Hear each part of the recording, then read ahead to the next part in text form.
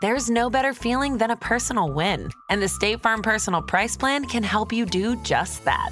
Talk to a State Farm agent today to learn how you can bundle and save with the Personal Price Plan. Like a good neighbor, State Farm is there. Prices are based on rating plans that vary by state. Coverage options are selected by the customer. Availability, amount of discounts and savings, and eligibility vary by state. You're listening to A Way with Words, the show about language and how we use it. I'm Grant Barrett. And I'm Martha Barnett. In an earlier episode, we talked about items found in old library books, like somebody stuck a 4-leaf clover in there and forgot about it, or an old receipt. And after that, we heard from Mac McClelland. He's a volunteer at the Norman Williams Public Library in Woodstock, Vermont, evaluating donated books for fundraising sales. And Mac emailed us a photo of his all-time favorite find. And it's a brief note on a sheet of binder paper, and it reads, "Dear Tooth Fairy, I lost 2 teeth by accident, and I was wondering if I still get a prize. From Carter." And Grant, you've seen this. It's the most adorable little note. With all that little kid handwriting and all those little kid misspellings. Oh, yes. That just breaks the heart. Does he get a prize? And, of course, it took a while to decipher it because he spelled Tooth Fairy T-U-S-E. F-A-R-R-Y, and prize was P-R-I-S, and it's painstakingly written in pencil. But, what's really sweet is that at the top in ink, somebody wrote in the date. So you can just imagine somebody in Carter's family found this adorable note, scribbled the date on it, stuck it in a book, but then forgot about it. And Mac, the volunteer who found it, said he'd love to return it to Carter's family as a keepsake. What's the date on it? It's 1996, so Carter's probably a young adult right now, maybe in mid-30s. So if there's a Carter out there who grew up near Woodstock, Vermont, the library has something for you. And we also want to know if you got anything for those 2 teeth. Did you get your prize? Did the Tooth Fairy come through? We love seeing adorable things from kids. What was the adorable thing that the kids in your life wrote? What was the thing that really must be shared? Send it to us in email, words@waywardradio.org, or share it to us on Instagram. Our Instagram is @waywardradio. Hello, you have A Way with Words. Hi there. This is Rick from San Diego. Hey, Rick from San Diego. This is Grant from San Diego. How you doing? Doing wonderful. I was hoping that you could help solve a family word mystery for me that's been hanging over my family for decades. Oh my. This sounds threatening. No, it's not threatening at all. It's very, very sweet. So my beloved grandparents from St. Paul, Minnesota, who we fictionally refer to as Nana and Papa, they passed on, but they lived into their 90s. But for every birthday, for me and my sisters, they would always say or write in our cards, "Wishing you many happy returns of the day." And we just never really understood it, and my parents didn't either. And so as the years went on, we were kind of too embarrassed to ask what it meant. But we kind of felt like it was some kind of sweet sentiment. Yeah, just for birthdays. Just for birthdays. It's a lovely sentiment, and often you hear it as just many happy returns, right? Yes.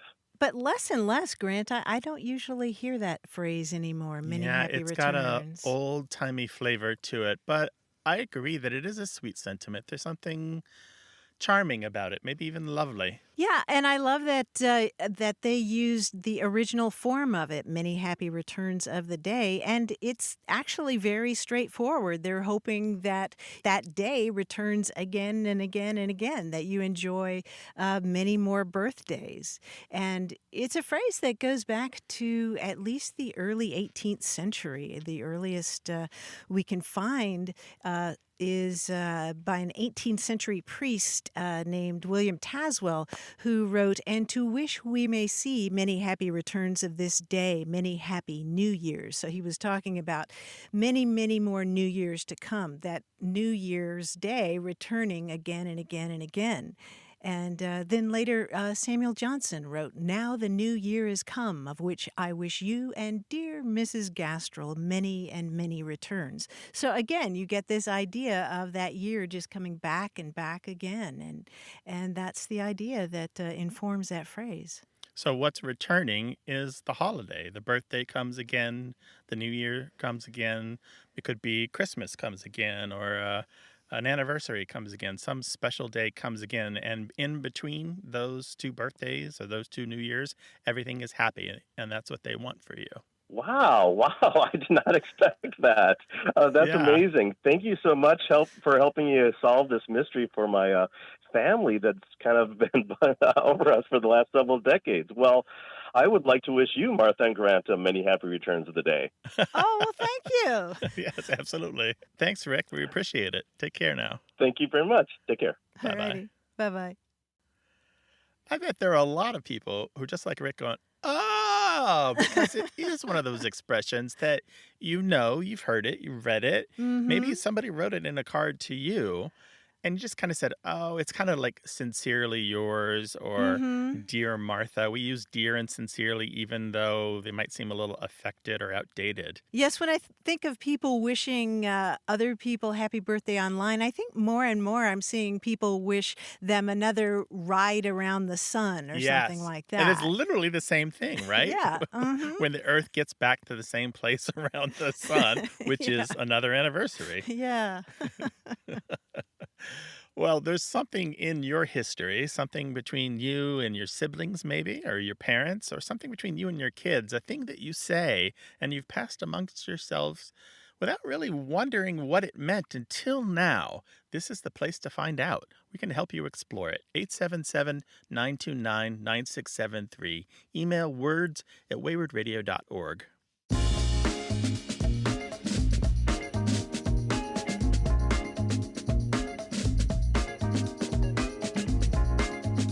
We got a tweet from Willem Terrace who said, on a recent road trip, my 8-year-old daughter asked me to scroll the window down. It made me smile hearing how language is changing with the times. When asked, she said, because you scroll with your finger on your phone and you use your finger for the window. Right. You press the little button and down the window goes. That's right. It makes perfect sense. Absolutely logical. No more rolling down the window, right? Scroll the window down. Thank you for that new language. We'll take your new words on Twitter at WAYWORD or on our toll-free line in the U.S. and Canada, 877-929-9673. Hello, you have a way with words. Hi, this is Colin from Oceanside, California. Hi, Colin. Welcome to the show. Hi, Grant. I'm so happy to be here. Well, my 10-year-old son had a question. We were hanging out on the couch a little bit ago, and it has to do with our cat. So I'll pass the phone off to him. This is Alex, and he's got the question for you. Hi, I'm Alex. The question was, so we were watching the cat flick its tail, and I thought, hey, it's a telltale sign. Is that the real origin of the word? Of telltale? Ah. Of telltale sign? Uh-huh. Okay, so you thought your cat was indicating something by moving that tail, right? Mm-hmm. Well, it's a great guess, but the tail in telltale sign is actually spelled T-A-L-E, not T-A-I-L. So it doesn't have anything to do with that appendage on the back of a cat. Telltale means that something is literally telling a tale. It's telling a story. And it's a super old word. It goes back more than 400 years. And originally, the term was applied to somebody who was a tattler. You know, if you told a secret about somebody else, you were called a telltale. And not long after that, it was used as an adjective, like a telltale sign, as you said, Alex, or a telltale stain, something like that. And so that's the sense of telltale today. It's T-E-L-L-T-A-L-E, telltale. So it can be a giveaway or a clue or an indicator that of the truth of a situation. Okay.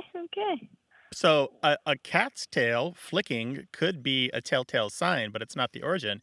And for a cat, that's its language, meaning it's a little irritated and you probably shouldn't pet it. Wouldn't you say, Martha, as a cat owner yourself? Or I would say if my cat's flicking his tail, he might be interested in something. Okay. I'm just thinking of my little troublemaker when she's flicking her tail quickly back and forth. It means do not pet me. You might get the claws. Alex, both Grant and I are big cat lovers. Yeah. It sounds like you are too. Yeah. Thanks, Alex. All right. Bye-bye. Thank you. Okay. You're welcome. Take care. Bye-bye. Bye-bye. Grant, probably all the sailors out there want us to be talking about the telltale on a sailboat, which are those narrow ribbons that you sometimes see attached to the boat's sails or elsewhere on the boat. And you watch how they're blowing in the wind so you can see how the air flows across the sail. So a telltale there is this little strip of fabric that tells you if your sail is set for peak performance. And if not, you need to adjust. That's right. And there are also telltales that are used in machinery showing supply levels or the direction that a particular part is facing. Mm-hmm. So if you have something that's hidden from view, a telltale will show you if it's right or left or up or down, if your supply is high or low or so forth. Right. And I've never been to Australia, but I would love to go just to hear people talking about the rear indicator light on a car. They call those telltales. Oh, I love that. And by the way, we can't leave this without a quick quote from The Telltale Heart, that 1843 story by Edgar Allan Poe. I admit the deed. Tear up the planks. Here, it is the beating of this hideous heart. I mean, it is like still an astonishing story after all these years. It still is chilling. This man who feels this guilt and he can hear the heart of this person he has put under the planks of his house beating in its his ears. vengeance at him. Oh. Talk about telltale. 877-929-9673.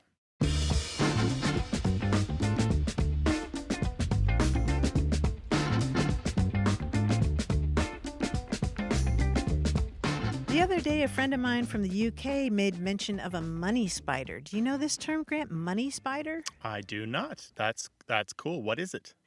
It's literally a small spider that comes down on a long thread from a ceiling or from a tree over your head. And there's a superstition that if you see a money spider and it lands on your shoulder, you'll come into some money soon. Oh, how about that? I love it. So it's any kind of spider that comes down on a thread and lands on your shoulder. Yes, they're usually really little. And in this country, apparently you say money spinner. Money spinner. Okay. Mm-hmm. Oh, I love the ones where language and folklore coincide. Yes. May a money spider or a money spinner land on your shoulder. Thank you. In our house, we protect the spiders because they stop the other bugs. Oh, we do too. Get that glass and an index card and carry them outside. That's right. Where do folklore and language intersect in your life? 877-929-9673 or words@waywardradio.org.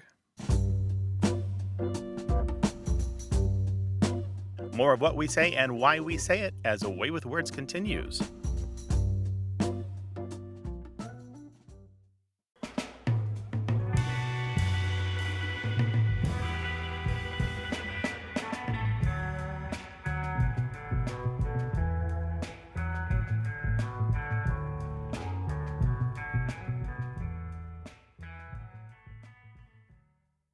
There are some things that are too good to keep a secret.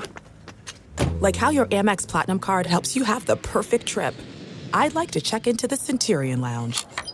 Or how it seems like you always get those hard-to-snag tables. Ooh, yum. And how you get the most out of select can't-miss events. With access to the Centurion Lounge, Resi Priority Notified, and Amex card member benefits at select events, you'll have to share. That's the powerful backing of American Express. Terms apply. Learn more at americanexpress.com/withAmex. You're listening to A Way with Words, the show about language and how we use it. I'm Martha Barnett. And I'm Grant Barrett, and we're joined by game show writer, comedian, and our quiz guy, John Chinesky. Hi, John. Hi, Grant. Hi, Martha. Thank you guys for following me on all the things I do. You're so sweet. I have a really interesting quiz today, I think. You know, it always annoys me when people talk about astrology because astrology is just limited to 12 constellations, and astronomy has so much more and more interesting constellations in the night sky. There are 88 of them in total, and this very quiz will test what you know about some of them. Let's start with animals. If you know adjectives that describe certain animals, you'll probably get these easily. Here's the first one. The constellation Aquila sounds like it has something to do with water. It does not. We have Aquarius for that. Its name is the Latin name for a bird. A person with an aquiline nose maybe resembles this bird a bit, a very noble and beautiful bird. Oh, yeah. So that's eagle. And I know that one Right. because of the Spanish language name Aguila or Aguilar, which is a common last name.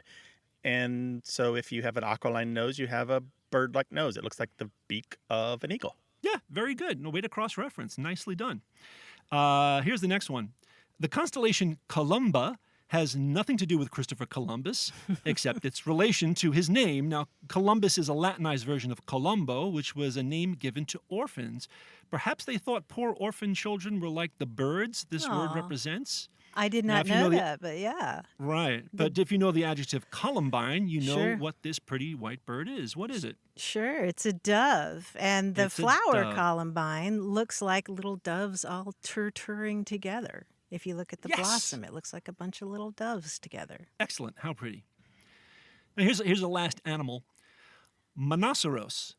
Monoceros. Monoceros. May remind you of rhinoceros, which gets its name from the Greek for nose and horn.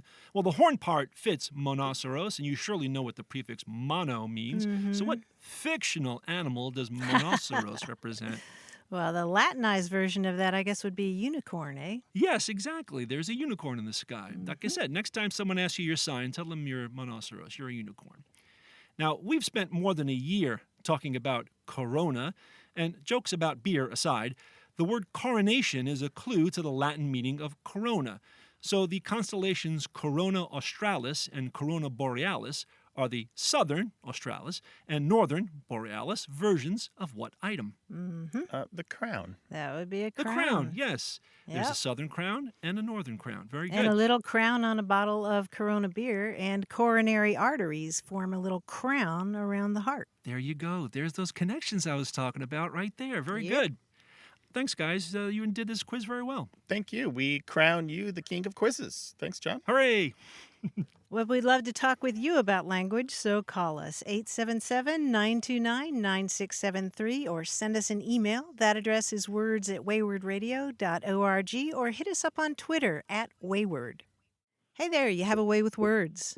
Hey, this is Jesse from Newport News, Virginia. Oh, great. Well, welcome to the show, Jesse. How can we help you today? Well, there's a phrase that I have heard watching a lot of auto racing. I race cars out here in like the Virginia, Carolina area, and I watch a lot of racing. And from NASCAR all the way down to local like short track racing, I'll hear an announcer describe the way that one of the drivers is maneuvering his car as when he's getting it slowed down going into the turns, he is getting on the binders. And I have tried searching it and have asked a couple people about it, and I have no clue what that is in reference to or where it comes from. Getting on the binders. So you've heard this more than once. Oh yeah, I've heard like I've seen it on watching like a NASCAR race, like national race, and even heard it at like a local level. It sounds particularly British for some reason is what comes to mind when I kind of think of it. But I'm not sure if I've heard Lee Diffie or one of those announcers say it before, but it's always referred to when trying to low the car down, like going into the turns and bring it down to speed. But I don't know where it comes from. I do know that by the 1930s, this term for binders, meaning the brakes, was fully entrenched in U.S. car racing lingo. You can find it pop up again and again in newspapers that have like little glossaries of car racing slang. Even the advertisements for motor oil it shows up in. So the 1930s, it was fully entrenched, and it shows up with a lot of other fun stuff. Before that, it's a little shaky, but there's some evidence that it may have also been used for airplanes. And one source, a British slang lexicographer, says that it was used by the Royal Air Force, that's in the UK, since the mid-1920s. I don't know if that is why you're getting a British flavor to it, but But that's a little bit of evidence. I'm not surprised at all because in the early days of race car driving, the same kind of daredevils that like to go fast in cars also like to go fast in planes.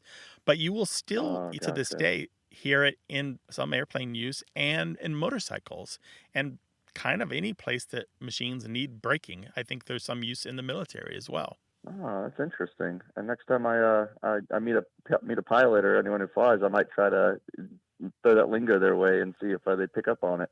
Yeah, ask and see if they use it. It's still slangy.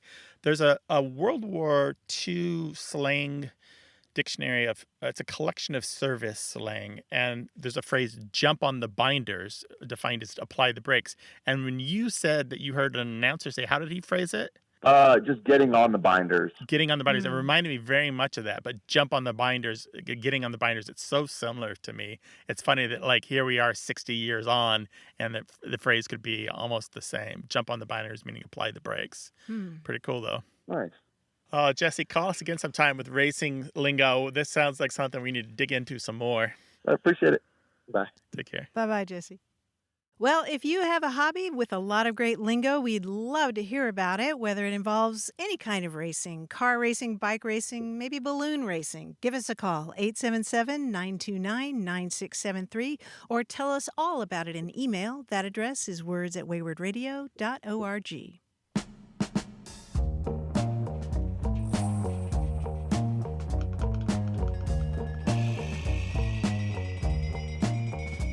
We talked not long ago about the expression, not my circus, not my monkeys. Meaning, it's not my problem. I'm not involved.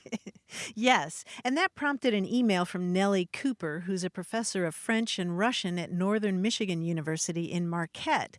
And Nellie says that there is an expression in Russian that I just love. It translates as, the circus left, the clowns remain. Oh, that's good. How often has that happened? And I Googled that, and in fact, you can buy T-shirts with that saying in Russian. The circus left, the clowns remain. Oh, it just reminded me being in college where a friend comes over, brings some friends you don't know, and you're like in the kitchen just preparing stuff. And you come back in the living room and your friend is gone, but their dumb friends that you don't know are still there. You're like, this is all they did. They came by just to dump off their dumb friends. Oh, well, we know there are expressions like this in your language. Let us know, 877-929-9673, or whatever language you speak. Try us out, words@waywardradio.org. Hello, you have a way with words. Hello. Hi, who's this? This is Celia calling from Spokane, Washington. Hi, Celia. Welcome to the show. What can we do for you? Hello. Well, I'm concerned about the loss of correct use of plurals of some words of Latin and Greek origin that are now part of our language. And the one that really has been irritating me for several weeks is on an advertisement for a financial services company, and they keep saying investment minimums apply. I can hear you shuddering. I shudder every time. I heard it this morning and I gritted my teeth again. Oh, dear. Investment minimums apply. So what would you rather they say? Well, as I would understand it, the plural should be minima. Minima. Good, we can work with this. Tell us a little bit about your own education. Where are you from? What's your schooling? We can hear that you're not from North America, probably? No, I was born in London, in England, and I had a pretty multilingual education in Belgium, Sweden, and Finland for the first 11 years of my life. And then I was back in Britain, and I went to schools where I think I did Latin for 4 years, and I certainly took 1 year of Greek. I worry about language, and then I'm also wondering, am I just being an old fogey? Is this something that I've been asking a few friends, and I noticed that the one that they were happy with is the plural of fungus is fungi. Because I asked them, I said, would you really say funguses? And they said, oh, no, that's fungi. All right, Celia, let's circle in on this. So you had the benefit of a multilingual education, which I am so envious of. You're in a great position to talk about this. And most Americans don't grow up in an environment where Greek and Latin are anything that's even offered to them, even at a college level. Grant's right. It's increasingly rare, unfortunately. But to go back to minimum, the plural of it being minima, that is a very British usage. That is something that's far more common in the UK. Do you also say maxima for the plural of maximum? Oh, yes. And if I was really being scrupulous, I would say stadia instead of stadiums. Yeah, we have this degrees of nativization that happens with foreign words. And to be honest, these Latin words still are foreign. They slowly, each one of them takes their own path into English, and they're kind of like children. They get further and further away from their home until, before you know it, they have their own lives and families. And some of them are fully English now, and so they take an English plural. And some of them still feel very Latin, and so they take a Latin plural. And the ones that feel most Latin tend to be those that are especially connected with the scientific fields. And so that's why a word like fungus probably will for a long time have fungi as a plural. And same for things like spectrum, spectrums by non-specialist, spectra by specialist, and so forth. Foci for focus, or focuses. We have many of these again and again and again. But we can only take this so far. Should we stop using agenda as a singular and instead say agendum? Yeah, what do you think about that one, Celia? Do you use a plural verb with agenda? I would say somebody would have different agenda. Yes, I guess the problem becomes, do we then put it back into the singular and say, this is my most important agendum? I think that would be a difficult one to go back to. Exactly. But yes, the Latin agenda means the things that you have to get done. It is plural. Right. Well, Celia, I've got to tell you, you certainly have this precious store of knowledge that clearly you cherish, and rightfully so. And it is, if I could have had your childhood and all those opportunities to live in Finland and Sweden and to learn Latin and Greek, how delightful that would have been for me. Because I was into languages at an early age. But right. And this is what gives you that special eye. You have this watchful eye on the language. This is how you have this special observance. Well, it adds richness to my life. It really does. Mm-hmm. Exactly. Yes. Thank you so much, both of you. All right. Bye-bye. Take care now. Bye-bye. All right, Bye-bye. Bye-bye. 877-929-9673 or send an email to words@waywardradio.org. Hey there, you have a way with words. Hey there, I'm Stu. Hi, Stu. Welcome to the show. Where are you calling from? I'm calling from Suffolk, Virginia. It's a little hamlet outside the Virginia Beach and Norfolk area. Welcome to the show. What's on your mind? Well, it's the word cumshaw. I worked, it's a Navy base that's nearby, and all my life I worked with people that say, I'm a cumshaw this, I'm a cumshaw that. And I always thought it was some secret Navy code, because no one would ever give me a real definition of it. I think we can help you with this, Stu. I think we absolutely can. So a cumshaw artist is someone who is clever about doing trades in the military.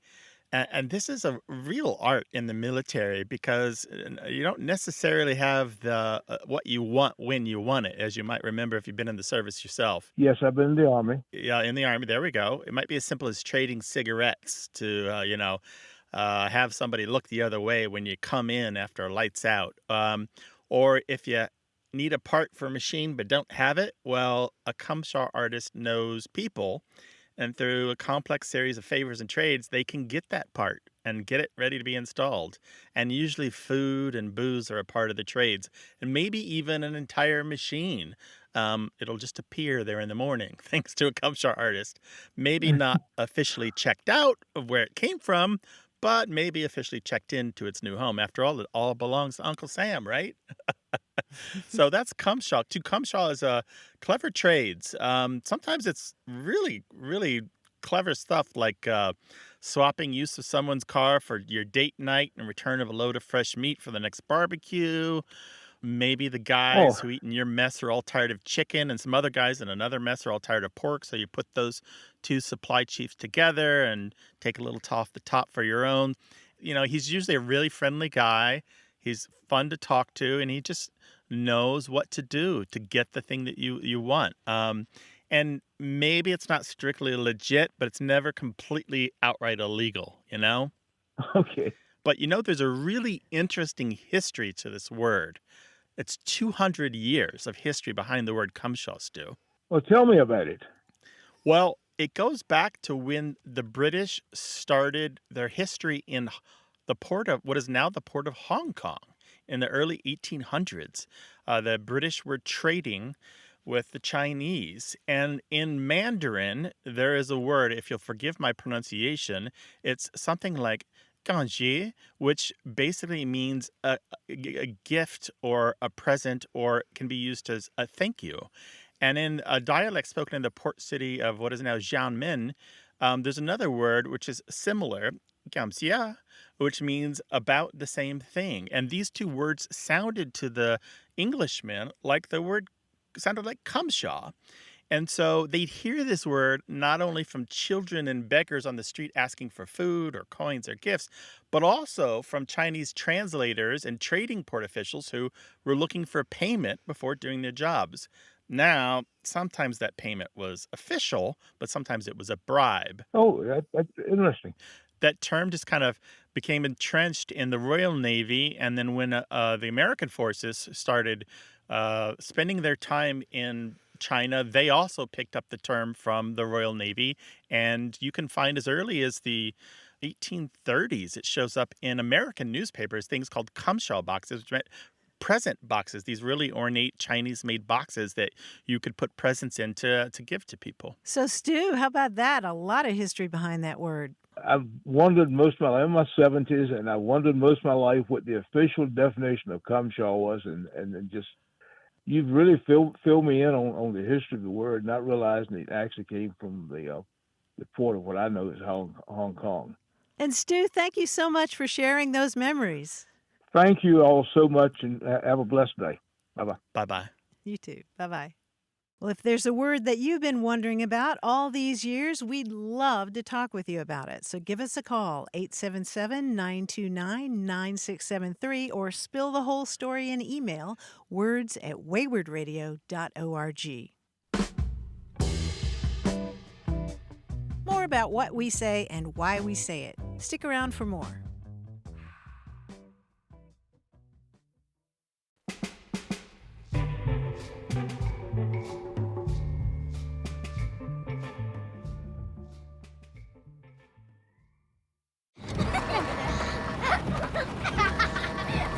We get it. Distractions happen. That's why we designed the fully electric, full-sized Volvo EX90 with the latest technology to keep you and those around you safe. Its two-sensor driver understanding system is designed to prevent distractions and help you stay focused. Reserve your Volvo EX90 today. Learn more at volvocars.com/US. You're listening to Away with Words, the show about language and how we use it. I'm Grant Barrett. And I'm Martha Barnett. Pam Spooner of Denton, Texas, used to work as a university reference librarian, and she sent us photos of something really amazing that a colleague once found in a book.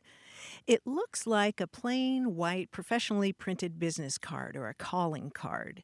And on one side, in all capital letters, it reads, "The ex-Mrs. Bradford."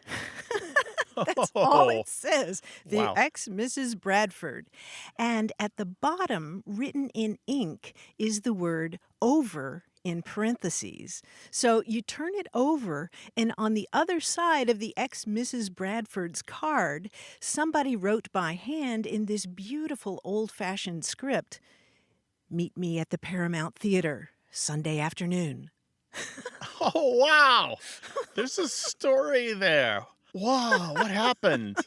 Did they meet? Well, that's what Pam wanted to know. Did they She said, go in or did they walk on and have a liaison somewhere? right? I mean, who would have Wow. a calling card like this printed in the first place? Right. And This is a woman with some panache. right, This is a yeah. woman who flies airplanes. This is somebody who lives her own life to the fullest. She tried marriage, it didn't work, and now she's doing her own thing. Mm-hmm. And who was the recipient? Uh-huh. Yeah.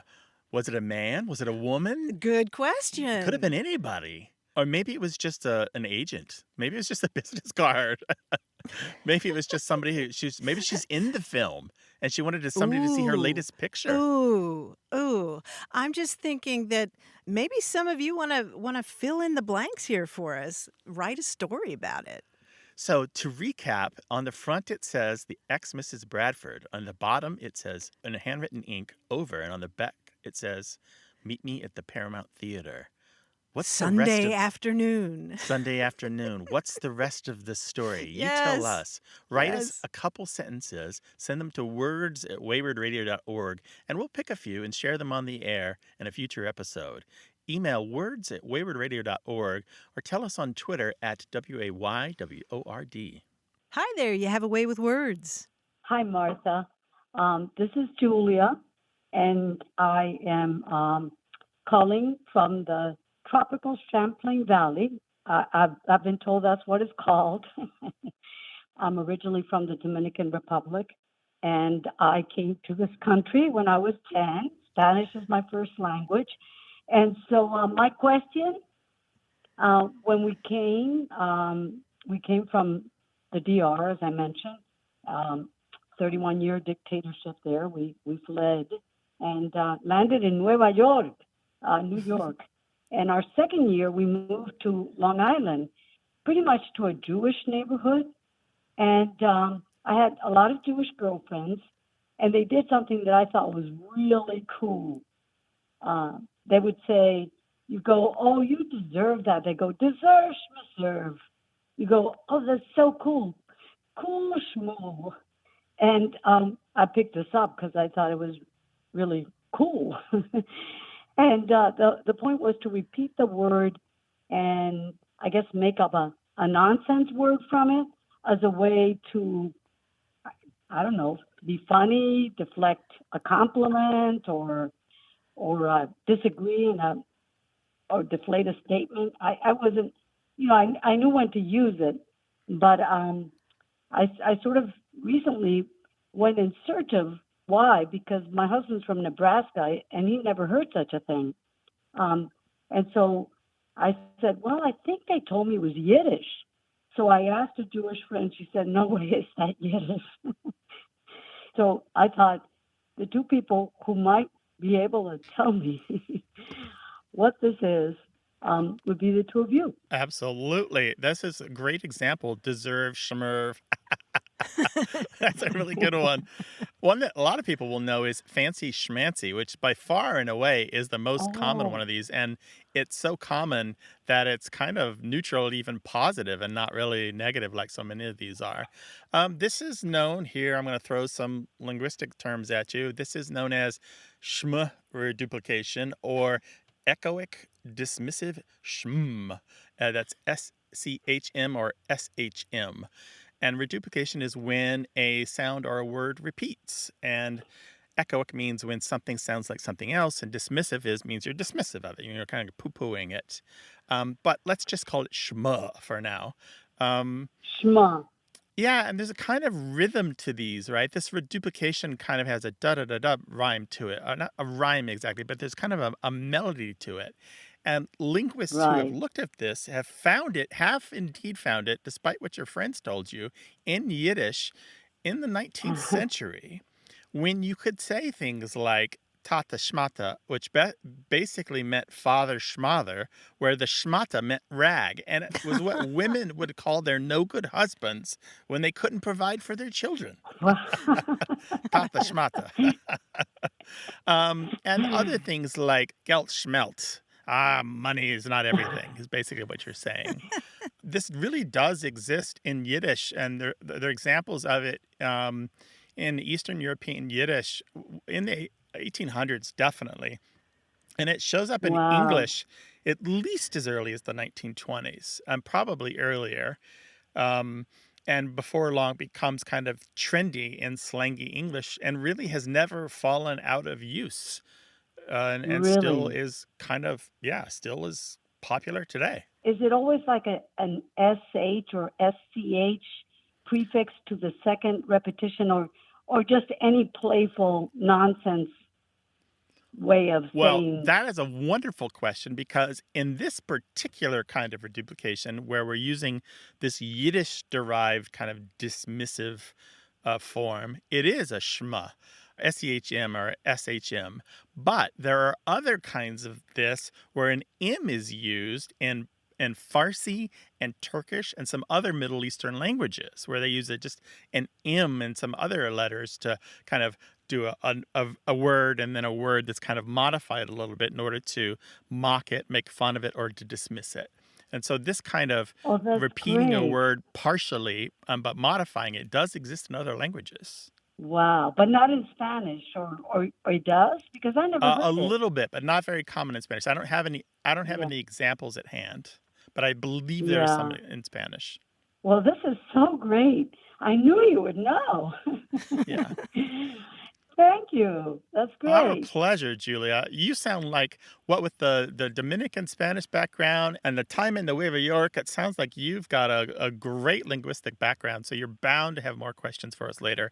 And so do please call. I'll call small. How's that? No, Secretly doing it no, wrong. definitely call. Don't dismiss us. Oh, I really love the program. Thank you so much. Oh, And, Julia, it's been a delight. Yeah. Bye-bye. Bye-bye. 877-929-9673. We know you have questions about language. You can also send them an email to words@waywardradio.org.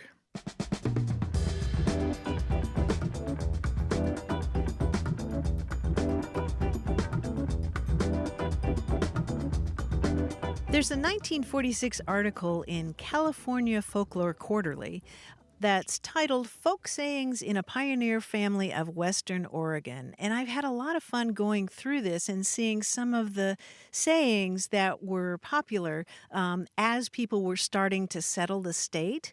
Mm-hmm. And there's one saying in this collection that, Grant, I know you're really going to appreciate. It describes somebody, the guy in town who knows everybody, knows everybody's business. The saying goes, he knew everybody and why they left Missouri. Yes, because I am from Missouri and I did leave it. Oh, that's good. Yeah, but Missouri was a jumping off point for the settlement of the West. Oregon Exactly. Trail, ring a bell? Anyone? Yes, exactly. And the article makes note of that. I just think it's a wonderful phrase that we should revive anyway, no matter where you are. He knows everybody and why they left Missouri. By the way, that reminds me of a wonderful TV show that you should be watching. It stars Steve Buscemi and Daniel Radcliffe, called The Miracle Workers. Each season has more or less the same cast of actors in a completely different environment. And this season has them heading westward to Oregon. It's a comedy show with modern viewpoints set in historical settings. It's very good. Yeah. Ooh, two of my favorites. I'll have to put that on the list. 877-929-9673. Hello, you have a way with words. Hey, this is Jennifer from Andrews, South Carolina. Andrews. Well, welcome to the show. I'd like to know if there's any information about the phrase case quarter. I've had a coworker of mine. She started asking, we have a vending machine at work, and she asked for a case quarter. And I said, well, I got 2 dimes and a nickel, some type of change. And she said, no, I need a case quarter. And she explained what that was, and I have never heard that in all of my life, and I'm 41. And I thought maybe my friends at Away with Words would have an answer. So she wanted a case quarter, meaning just 1 quarter, right? Not change, just that 1 coin. Just 1 quarter, no change, no 5 nickels or anything. She had to have a quarter. Yeah. Have you ever heard the term case nickel or case dime or case dollar? I have not. Okay. Well, I'm delighted that you called about this because this is an expression that, I think if we didn't know you were from South Carolina, we would ask you if you were from South Carolina because Oh, wow. this phrase is pretty specific to that state. And nobody's really sure why a case quarter has that name. But you're right that it is just the single coin, and it is applied to case nickel and case dime and case dollar. And the origin of this term is really a puzzle. There have been several different ideas proposed. The one that I like is the idea that that it expresses the idea of all of the value being in that one container, that one coin, that single case. But there are other suggestions that maybe it comes from the French word caisse, which means cash. Like encaisse means cash in hand. Grant, there are others as well that we just don't know. Yeah, there's one that it might be related to a Yiddish word that means crown, referring to the British crown piece worth 5 shillings or 25 pence, which is related to the word Caesar or Tsar. It's pronounced Kesser. But that's all speculation. We don't have enough evidence to prove any of them. Mm-hmm. But it's pretty much concentrated in South Carolina, and you'll hear it more often in the African American community. Exactly. I have several friends that are also coworkers, and they've only been African Americans that's ever used that. And I've picked it up, and several people, I've been in line at the grocery store and said, well, I have a case quarter, really just seeing if anybody would recognize the term. And I've had people respond and say, oh, I know what that is. I have a case quarter. It's just interesting. I've never heard of that, and I've lived in several parts of South Carolina and have only heard it in this area close to Charleston. Never heard it anywhere else. Well, I bet it's one of those things where now you'll hear it everywhere. Like you see a certain kind of car and then you see it everywhere. Of course. Well, I really appreciate it.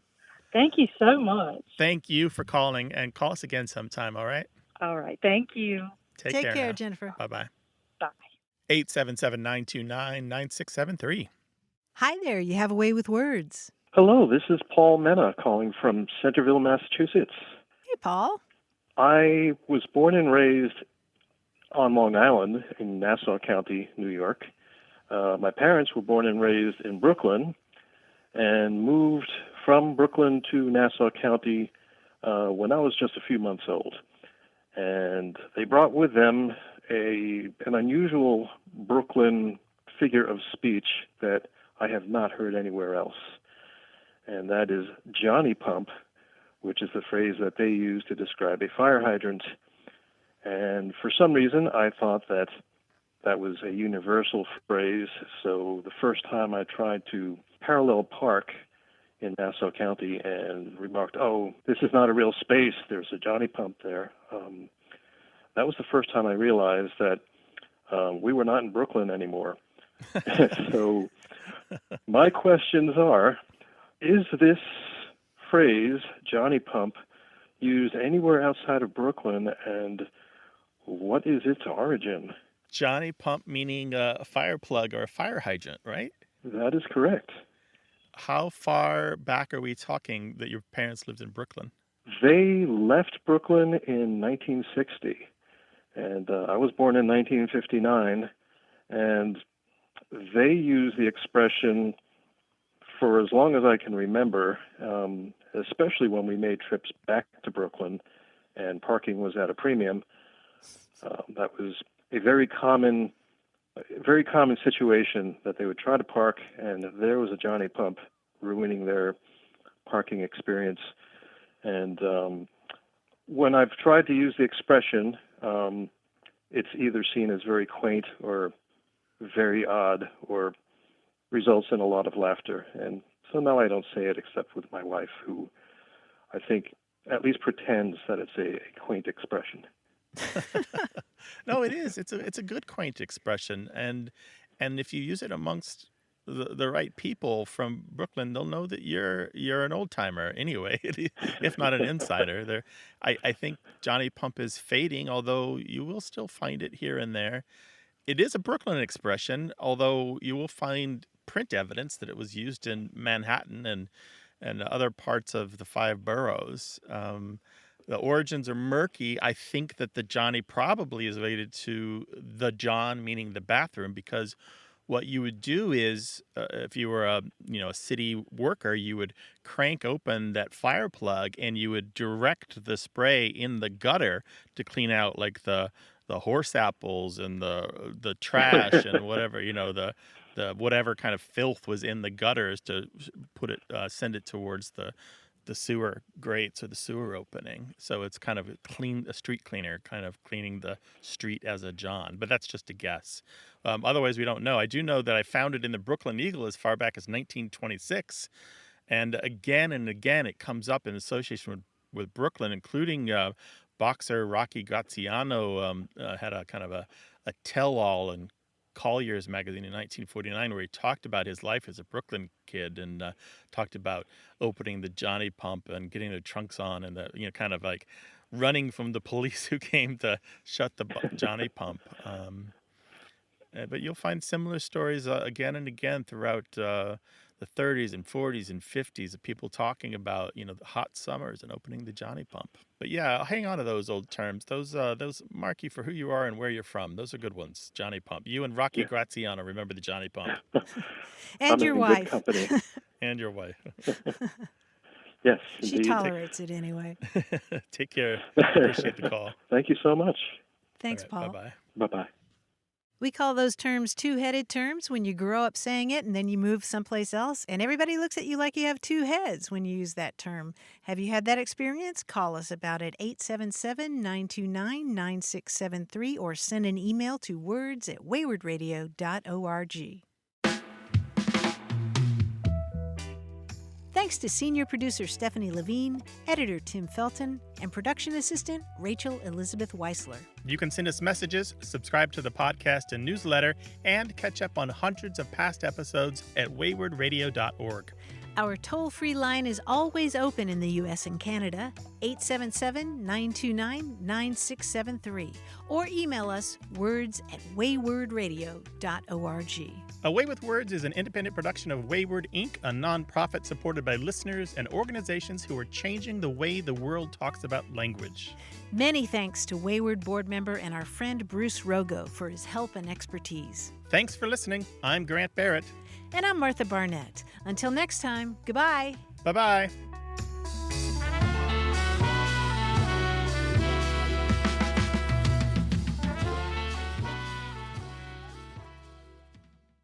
Hey, listeners, we have a favor to ask.